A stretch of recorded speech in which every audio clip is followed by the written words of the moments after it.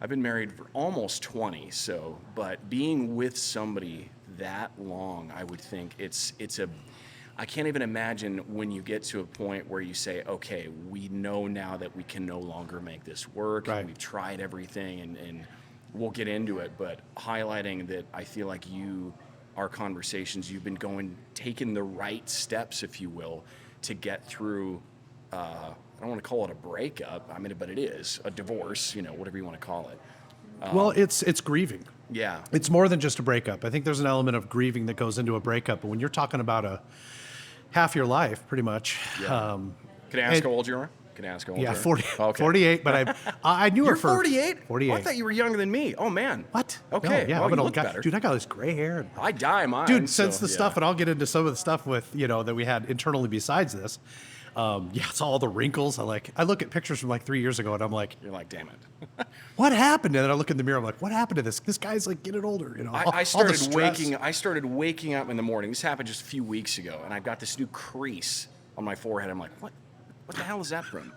And then it goes away after a few hours, and I realize I'm laying on my left side a lot, and so it's like squishing my skin together. It's getting all older, and so I'm like, within probably a year from now, the crease is just going to be there permanently. I'm like, it's it. You're going to wake up one day, there's going to be a new wrinkle, a new another thing, line, a new pimple, a new. Yep, exactly. So we're getting older, This man. shit happens quickly. Well, you take care of yourself, man. 'Cause You're doing something right. So. Oh well, I appreciate it. Got that baby face. Yeah. So.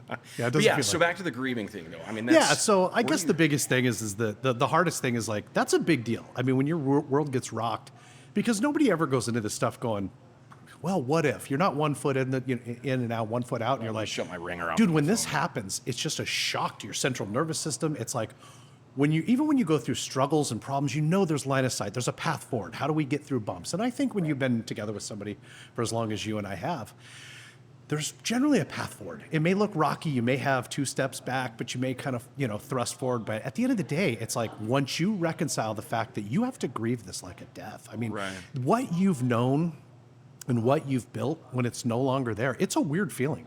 You have a bit The touch. familiarity is. Yeah, it's like a touch of an identity crisis. And it's like, is this really happening? Am I in the twilight zone? Even though it's kind of like, even though you prepare mentally, it's like, you kind of almost go, what happened? Super surreal. Yeah, and stuff like this I don't think happens. For some people, I think it happens immediate. Some stuff, it's a real slow burn, and then it happens a lot right at the end. Right. And that's my only perspective. It's like if you've ever gone broke, it doesn't happen overnight. And it just goes slow, and then, crash.